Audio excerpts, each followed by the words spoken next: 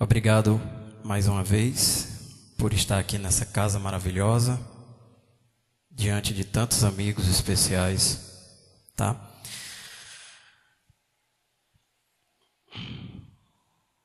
Bom, e vamos lá.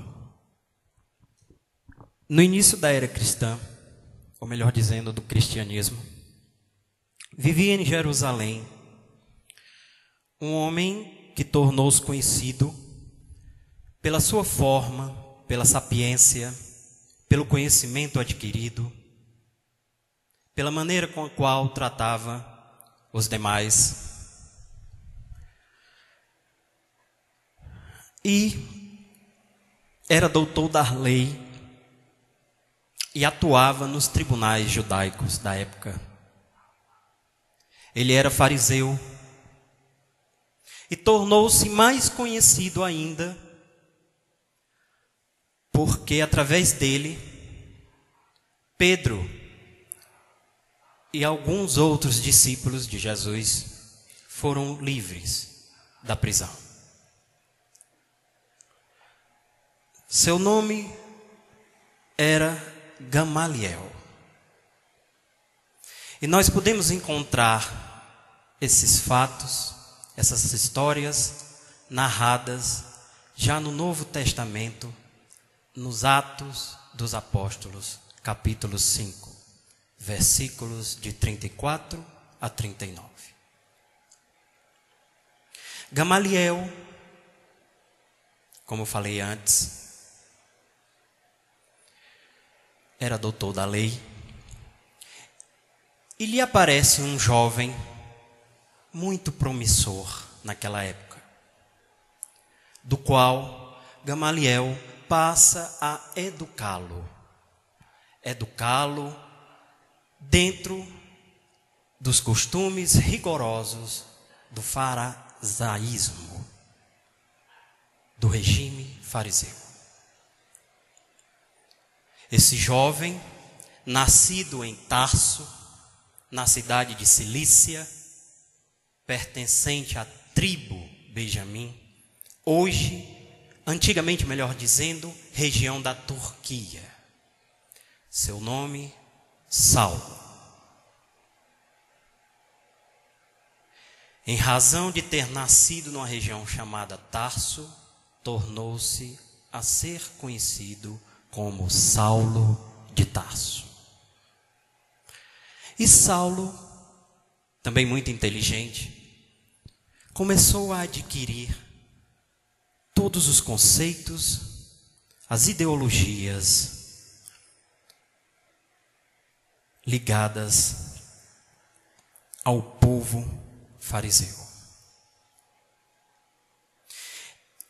E nós podemos trazer a atuação de Saulo como, na nossa linguagem popular, ele agia à risca o que estava contido na cartilha.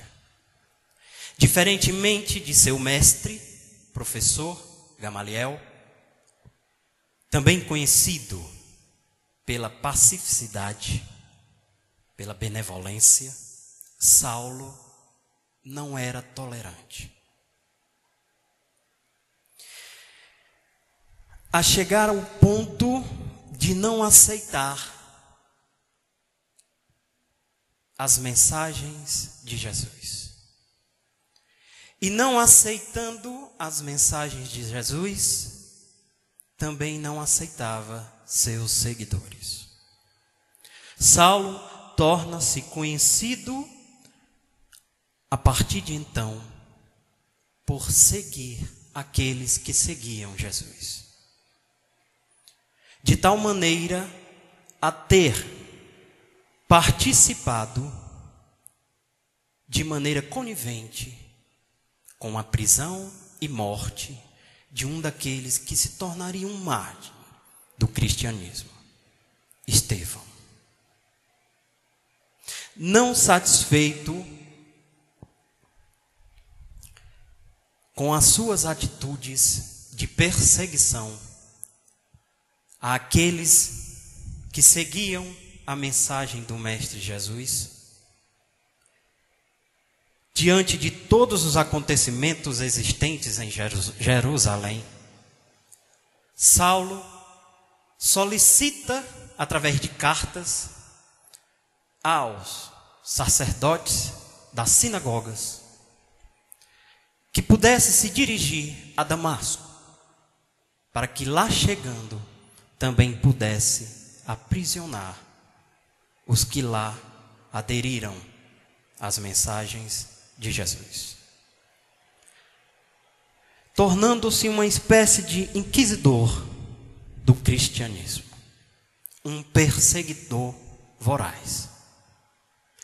E Saulo parte em direção a Damasco com seus companheiros.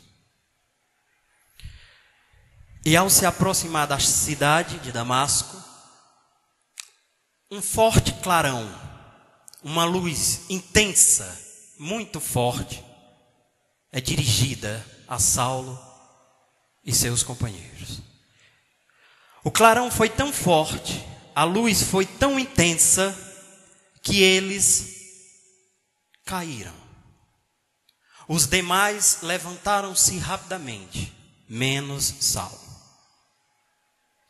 E ainda sem se dar conta do que estava acontecendo, eis que surge uma voz dirigida a Saulo, na língua hebraica, que dizia a seguinte frase: Saulo, Saulo, por que me persegues? Daí Saulo, ainda sem conseguir enxergar, responde: Quem és tu, Senhor? E a voz responde a réplica: Eu sou Jesus, a quem tu persegues.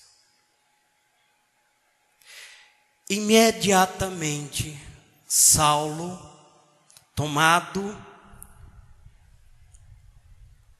de uma maneira consciencial, diante daquela situação e da presença de Jesus, Saulo pronuncia essa famosa frase: Senhor, que queres que eu faça? E aí nós vamos dar uma pausa nessa história de Saulo. E lá na frente a gente conclui, pulando várias etapas, mas para ter um final. Essa historinha de Saulo, digamos que tenha sido uma espécie de preâmbulo para que nós pudéssemos chegar a essa frase. E chegando a esta frase, nós pudéssemos ser chamados a uma reflexão. Quantas vezes nós, na nossa vida, rotina diária, no nosso sobe e desce, quantas vezes nós nos reportamos a Jesus com essa frase?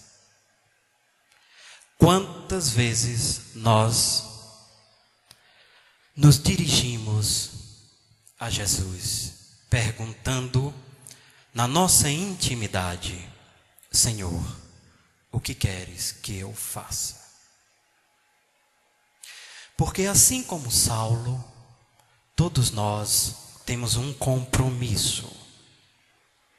Compromisso esse que é firmado muito antes de reencarnarmos.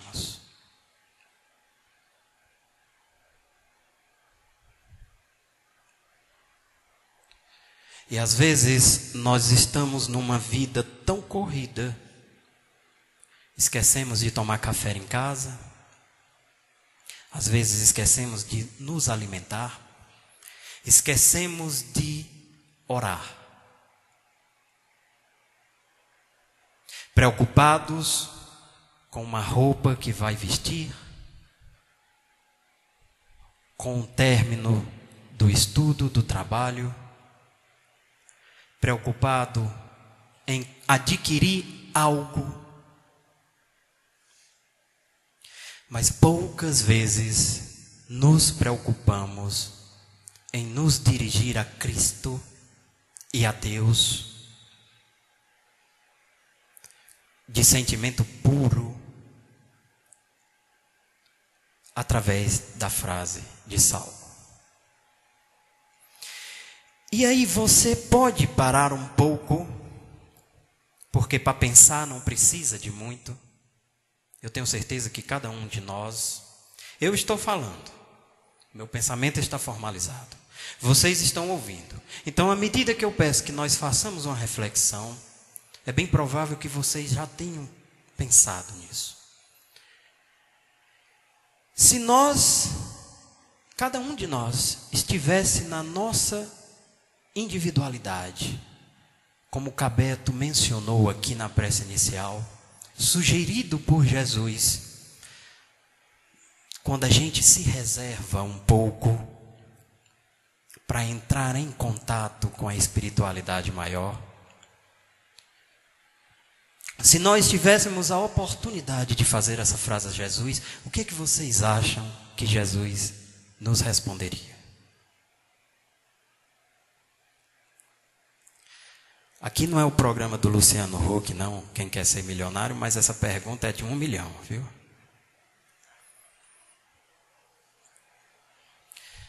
Será que Jesus, certamente talvez ele fizesse essa pergunta antes de responder? Não sabes os mandamentos? Não adulterarás, não matarás, não furtarás, não dirás falso testemunho, honra teu pai e a tua mãe. Talvez Jesus respondesse isso. Seria uma resposta, talvez, lembrando aquilo que ele já disse há muito tempo, e está no Evangelho de Lucas. Ou então, negue a si mesmo, está lá em Lucas também, indicando-nos uma nova caminhada, na qual possa começar a desvencilhar-se paulatinamente das algemas do orgulho, do egoísmo, da vaidade e das outras paixões inferiores. Eu gosto muito dessa palavra, paulatinamente. Porque quando nós começamos a analisar as mensagens de Jesus, quando nós começamos a estudar o Evangelho de Jesus, a gente começa a observar uma série de outras parábolas, mensagens que Jesus deixou nas entrelinhas de cada evangelho. Porque veja bem, o que é que quer dizer paulatinamente? Isso aqui é uma observação nossa colocada. Quer dizer pouco a pouco, devagar, degrau a degrau, um passo de cada vez. Porque ninguém vai se transformar de uma hora para outra. Saulo se transformou. Mas aí é uma situação que nós não podemos comparar às nossas. E Jesus, conhecedor, por ser ordenador, governador deste planeta, conhecedor da necessidade daqueles que viriam habitá-lo e que já o habitavam, e outros que viriam gerações após gerações, ele saberia que uma única vida ou uma única reencarnação não seria suficiente. Então aqui entra esta palavra, paulatinamente, devagar. Nós podemos começar hoje e vamos mudando aos poucos, trabalhando aquilo que nós precisamos trabalhar em nós. E aí ele fala do orgulho, do egoísmo, da vaidade, que são características que todos nós ainda trazemos e que muitas vezes contribuem de forma negativa para que nós não nos reportemos a Jesus como nós gostaríamos. Jesus poderia responder assim também: reconcilie-se com seu adversário.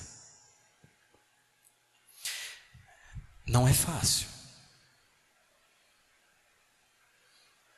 Principalmente no patamar onde nós nos encontramos. Enquanto está com ele a caminho, não sairá da prisão enquanto não pagar o último ceitil. Isso está em Mateus.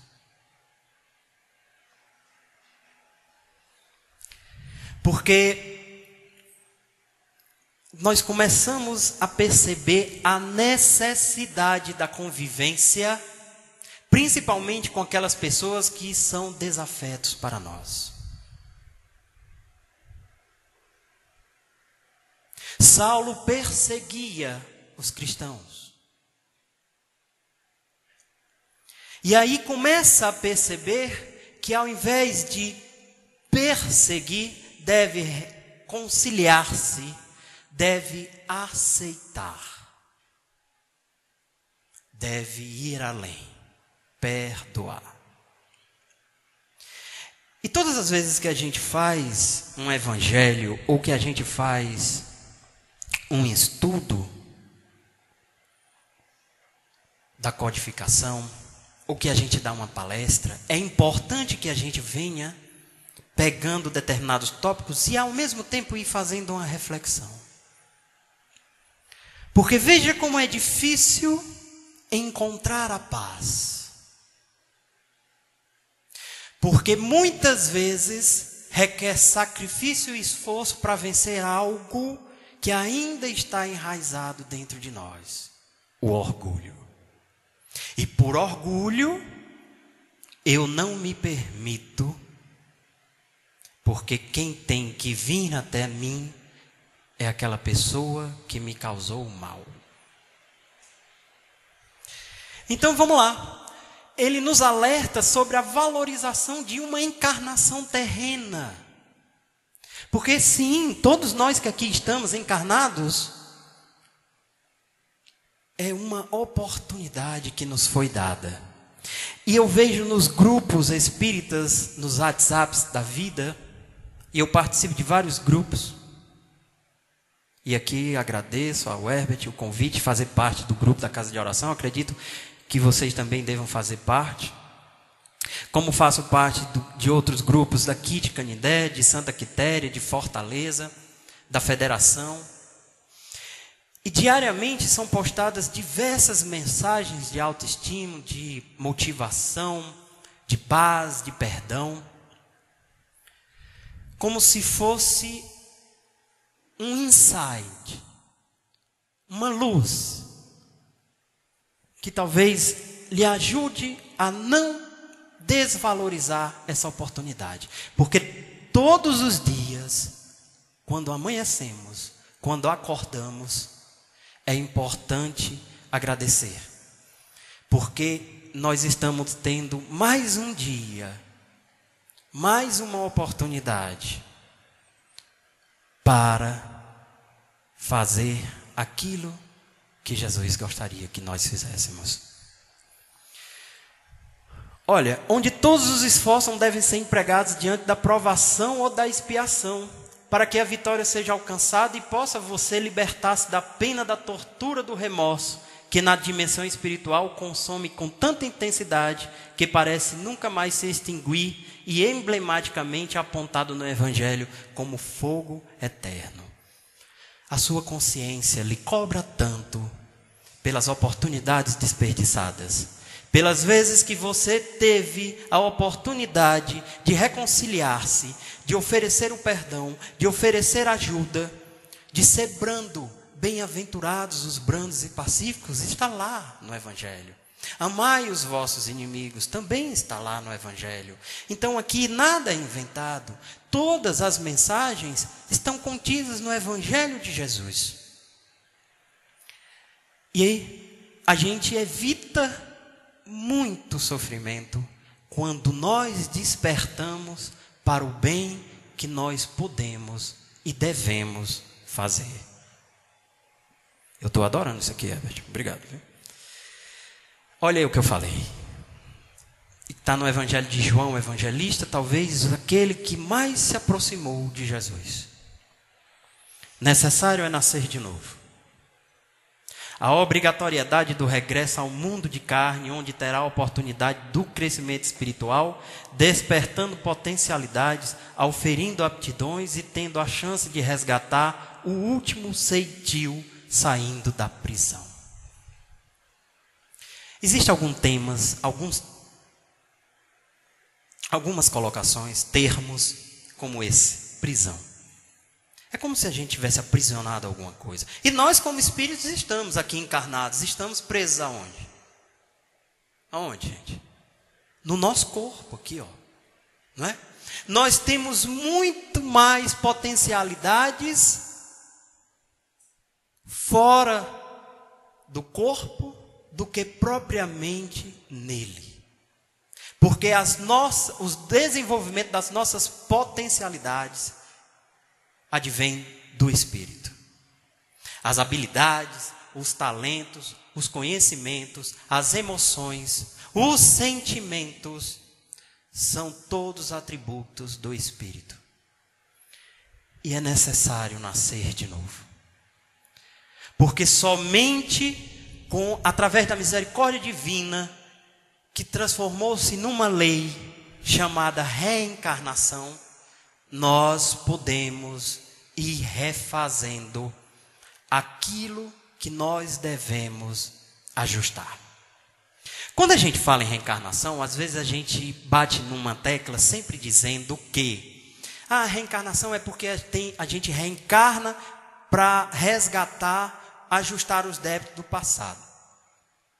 Vamos colocar essa resposta, mas a partir daí vamos abrir um parênteses, porque Divaldo Franco nos diz, porque a reencarnação não é só isso. A reencarnação ela vai muito além disso. Por uma questão de justiça divina, e aí lembrem-se, Livro dos Espíritos, lei divina natural. Tudo que nós ofertamos volta para nós. Então, se existe uma justiça, existe uma lei. Lei de ação e reação. Então, de fato, a gente resgata alguma coisa. Mas nós também não sabemos as nossas reencarnações. Sabe-se lá? Pode ser missionária. Então, nós temos a oportunidade de crescer. Não somente de sofrer. A reencarnação é para isso. Embora muitas vezes nos custe dor e sacrifício, mas também onde nós estamos, gente? A maioria aqui frequenta os centros espíritas. Estuda, participa do movimento espírita. Onde a gente se encontra? No planeta Terra. E o planeta Terra é um planeta de quê? De provas e expiações. E aí vem Jesus dizer: neste mundo só tereis aflições.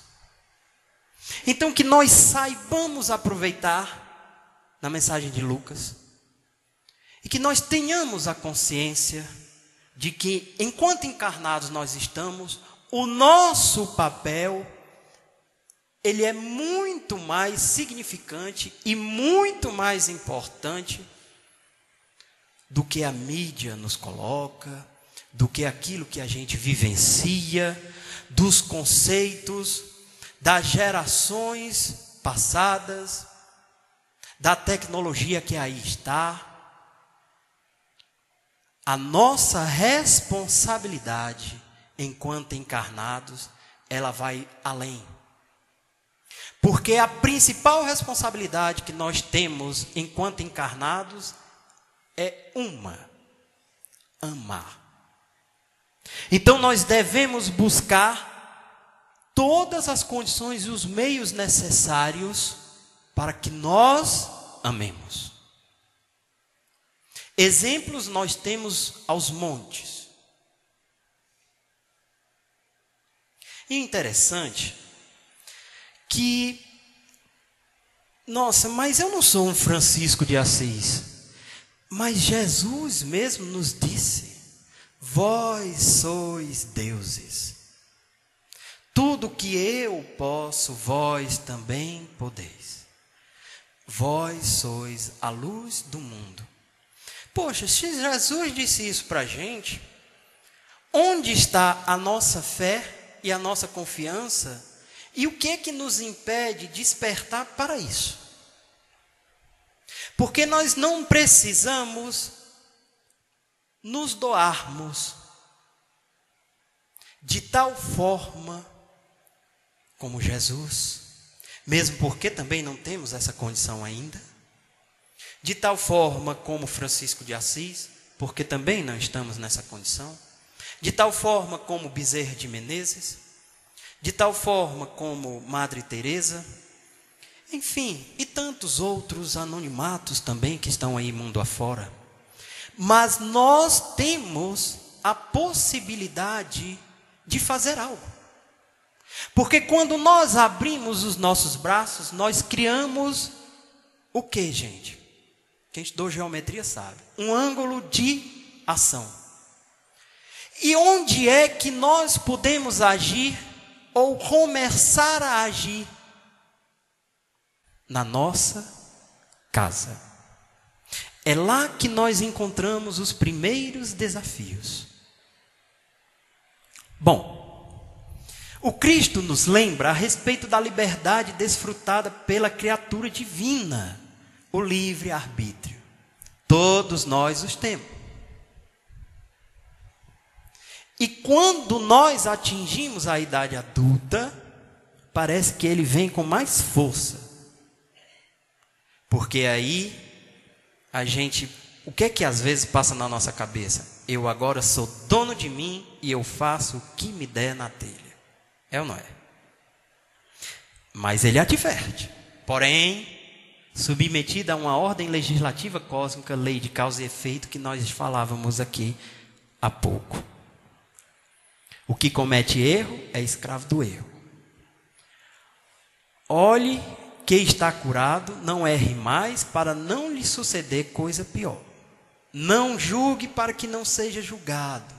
Com o critério com que julgar, será julgado. E a medida com que tiver medido, lhe medirão também. Olha aí. A cada um segundo as suas obras. Essa daqui é a que eu acho mais fantástica. Porque aqui não há distinção de religião. Primeiro, porque nós somos todos iguais. Segundo, porque só existe uma raça. A raça humana. O preconceito, o orgulho, a vaidade é que ainda causa as diferenças.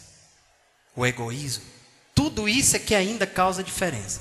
E a cada um segundo as suas obras, dando-nos uma demonstração clara que você é o único responsável pela sua vida.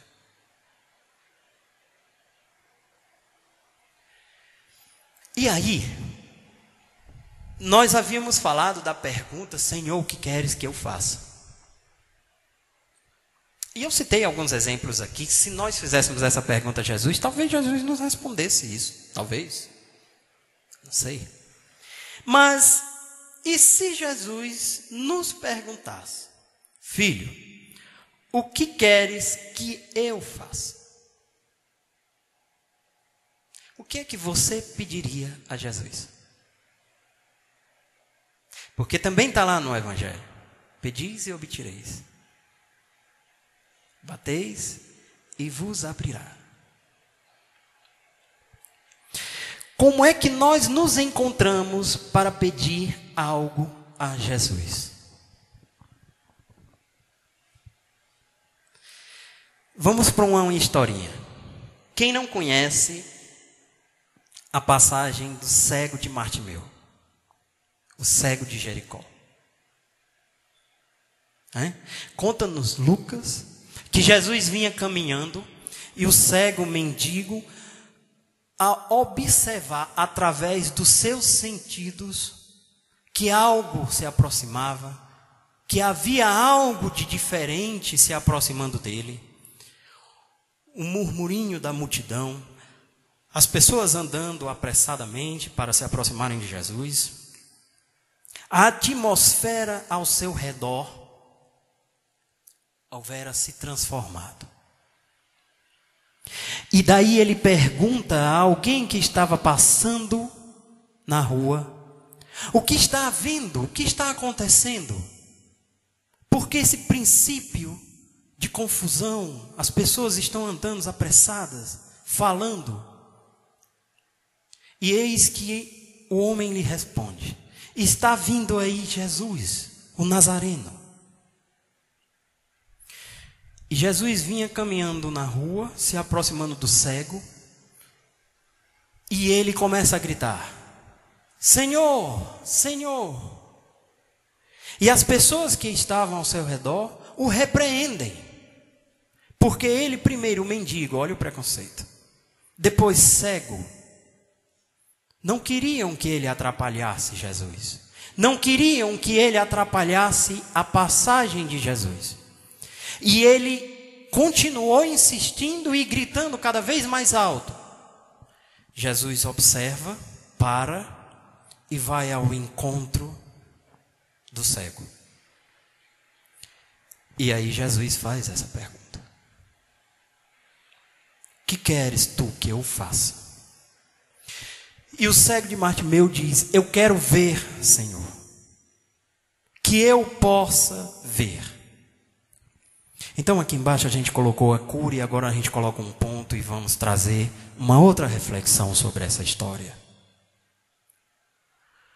Porque nós estamos muito acostumados a nos dirigir a Deus, aos espíritos superiores, aos santos, aqueles que são católicos, a Jesus, quando estamos passando por alguma aflição. E sempre nos dirigimos pedindo a cura de uma enfermidade, a solução de um problema. E com um detalhe: que seja resolvido no nosso tempo. Aí é onde está o problema. Aí é onde está o problema. Não seria muito mais interessante que nós pedíssemos a Jesus para ver? E aí Jesus nos diz no Evangelho: aqueles que têm olhos de ver, que vejam. O que será que Jesus quis nos dizer com isso? Que nós pudéssemos enxergar aquilo que ainda nos causa cegueira. O nosso orgulho, a nossa prepotência, o nosso egoísmo. Que nós pudéssemos enxergar aquilo que ainda nos impede de fazer aquilo que Santo Agostinho nos orienta: fazer o bem. Porque muitas vezes ainda estamos tão preocupados conosco, única e exclusivamente conosco ou com os nossos mais próximos, que esquecemos de nos dirigir e de enxergar aquilo que ainda precisa ser consertado em mim. Porque primeiro, e aí a gente se reporta 2 slides atrás: não julgueis. Olha como Jesus estava anos-luz na nossa frente. Não julgueis para não seres julgados, pois da mesma forma que o julgares, vós também serás julgado. Por quê? Porque é muito mais fácil para nós ainda criticar, olhar a Aparecida e criticá-la pelos seus erros, pela sua forma de se vestir ou pela sua forma de se comportar, do que enxergar em nós os nossos erros. E aí Jesus nos mostra uma lição através da cura de um cego que passou a enxergar nas ações de Jesus, aquilo que se tornara necessário para o seu crescimento, para a sua evolução. Nós precisamos enxergar, assim como foi pedido pelo cego de Bartimeu, aquilo que ainda nos causa escuridão. E o que é que me causa escuridão? As dificuldades de relacionamentos? Será que todas as dificuldades de relacionamentos estão contidas somente na outra parte?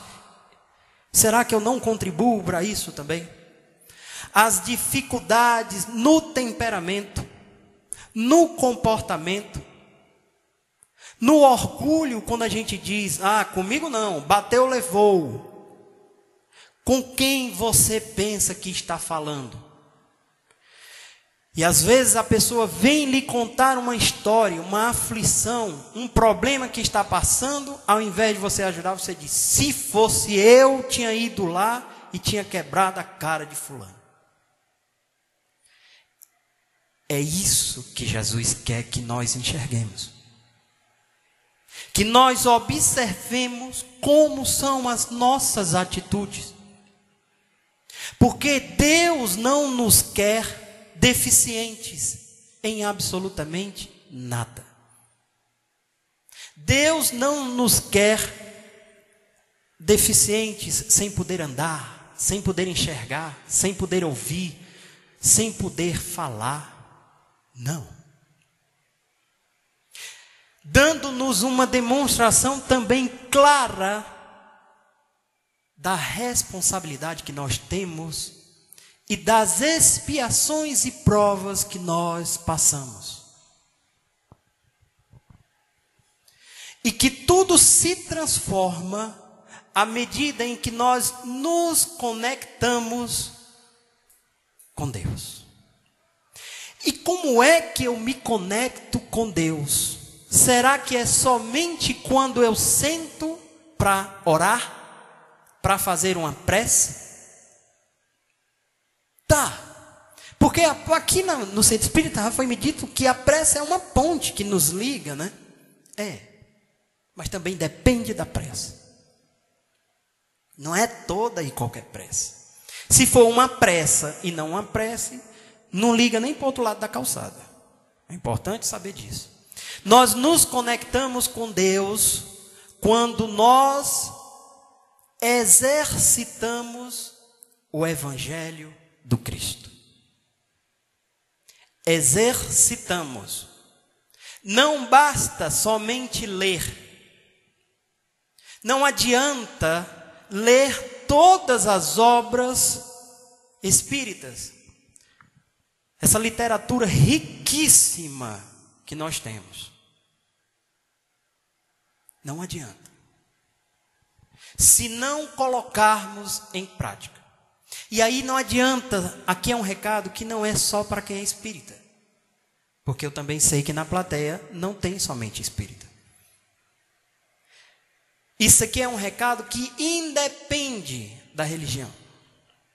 Porque para nós fazermos o bem, auxiliar o próximo, nós não precisamos de religião nenhuma. Nós precisamos de atitude e de consciência. Tá? Então que nós possamos enxergar aquilo que ainda nos causa escuridão. Então, o que eu preciso?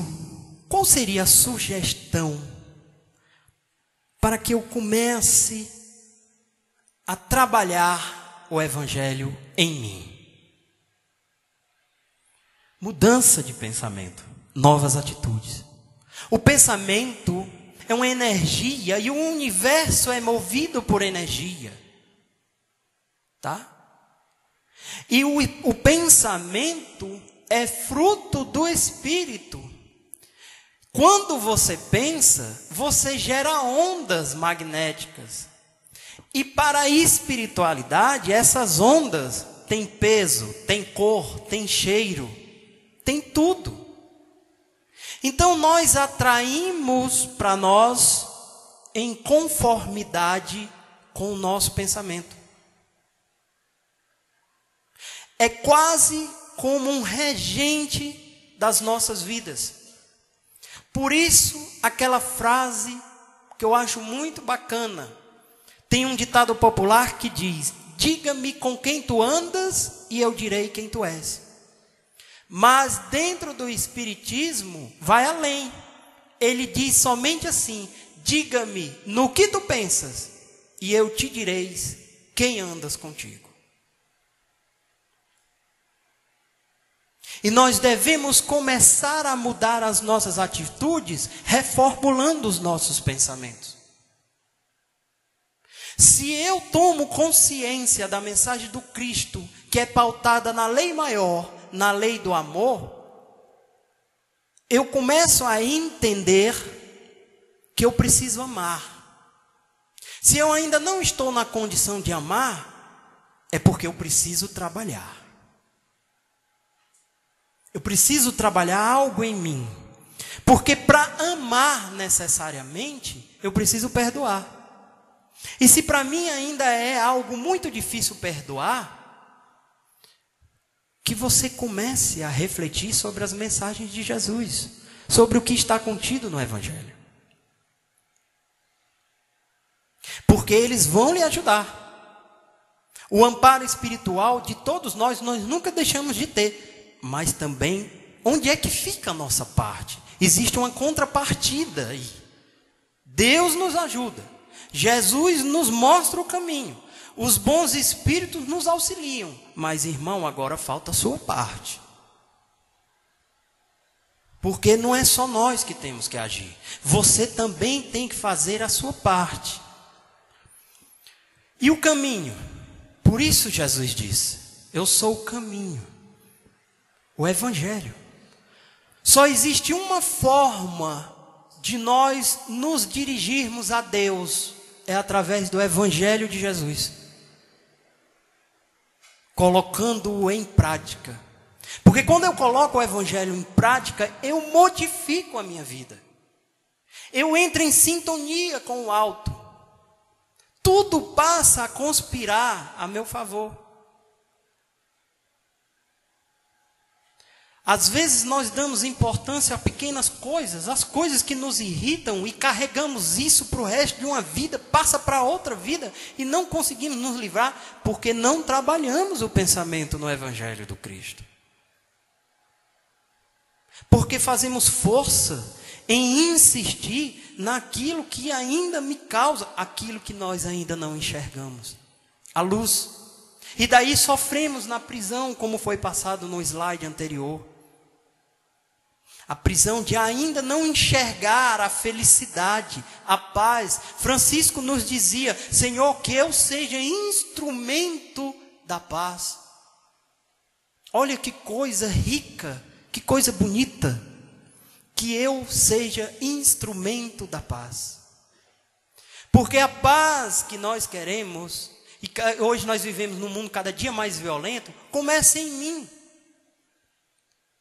E especificamente aqui no Brasil, o momento que a gente vive político, arrodeado de corrupção, de tudo de maneira negativa, onde a gente vai perdendo a confiança, onde a gente vai deixando de lado determinados valores que nós deveríamos cultivar, também começa em mim. Porque a partir do momento que eu cultivo valores de honestidade, de dignidade, eu não preciso ser corrupto. Eu não preciso me vender. Eu não preciso querer ter mais do que o outro. Porque eu começo a perceber que o que vai mais valer para mim são as minhas atitudes pautadas no bem. E fazer o bem é não fazer mal a ninguém. A transformação. É isso que nós devemos ter como objetivo. E como é que eu chego lá na transformação? Aí.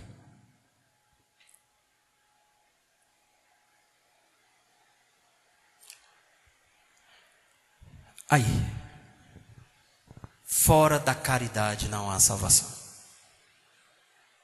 Isso é uma frase maravilhosa. Vocês já devem ter visto isso em diversos centros, em diversos programas, livros, mensagens espíritas, a caridade. E aí a gente se lembra de Maria, de Magdala, que tinha uma vida desregrada, voltada para os prazeres, luxúria, sexo. E quando ela encontra Jesus, que conversa com Jesus, isso aqui é um resumo, mas bem resumido mesmo. Ao final, ela diz para Jesus: mas como pode eu, Senhor, me transformar? Eu, que servi de prazeres para diversos homens, que destruí o casamento de diversas famílias, cometendo adultério,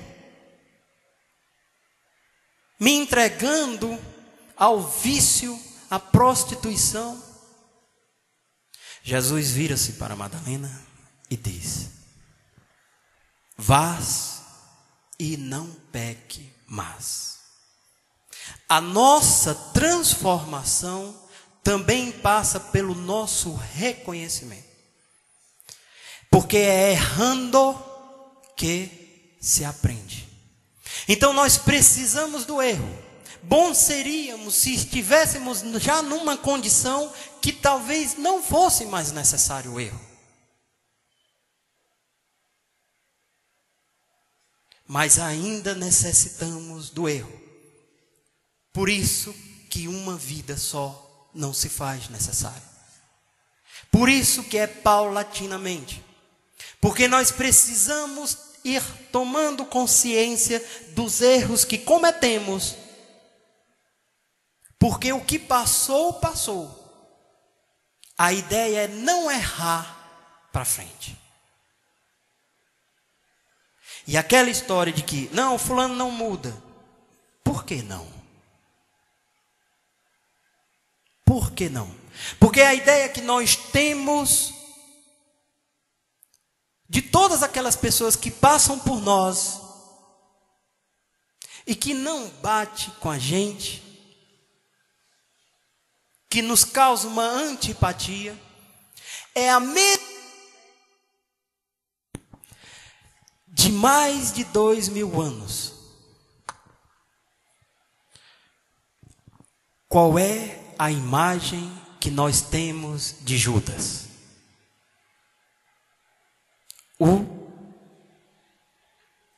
Fala mais alto. O traidor. E é capaz que se Judas entrasse aqui agora, todos nós, reconhecendo Judas, iria dizer: vixe, olha o traidor. Judas, que traiu Jesus naquela época, hoje é um espírito evoluidíssimo. Vive em planetas muito mais avançados que o nosso. Um espírito de luz. Mas nós ainda temos a imagem do traidor. Então são essas coisas que nós precisamos trabalhar para modificar. E a caridade, que nós podemos enumerar diversas coisas. A principal dela é o respeito pelo semelhante. Aceitá-lo como ele é. Compreendendo que os erros e as dificuldades que a Aparecida tem ainda são necessidades dela, que eu não vou modificar. Ela é que tem que se esforçar para se modificar. O que nós podemos fazer para auxiliar é deixar exemplos. Exemplos como Jesus nos deixou, como Francisco de Assis nos deixou, não é? E tantos outros. Então, que nós possamos refletir sobre a mensagem de hoje, nos perguntando o que é que eu ainda tenho que fazer para me dirigir a Jesus. Porque Eu às vezes fico pensando na minha casa que me incomoda porque eu ainda não sou aquilo que eu gostaria de ser, nem faço aquilo que eu gostaria de fazer. E aí eu estou me referindo à questão espiritual, à questão do Evangelho do Cristo. Porque cada um de nós temos uma missão, como eu falei no início. Talvez não grandiosa como a de Jesus, mas uma missão. E essa missão se passa pela nossa transformação, pela nossa evolução e pela aceitação do próximo. Porque não tem como nos dirigirmos a Deus se não for pelo nosso próximo. E para finalizar, é importante que nós guardemos isso. Qual o maior mandamento? Amarás teu Deus de todo o teu coração, com todas as tuas forças, com toda a tua alma. Este é o primeiro mandamento. E eis o segundo, que é o semelhante ao primeiro. Amarás o teu próximo como a ti mesmo. Toda a lei e os profetas estão contidos nesses dois mandamentos. Só essa frase, toda a lei e os profetas estão contidos nesses dois mandamentos, daria uma outra palestra. Então eu gostaria muito de agradecer a participação de vocês, a presença, a paciência. Que Jesus, nosso mestre guia, nos abençoe hoje e sempre. Obrigado.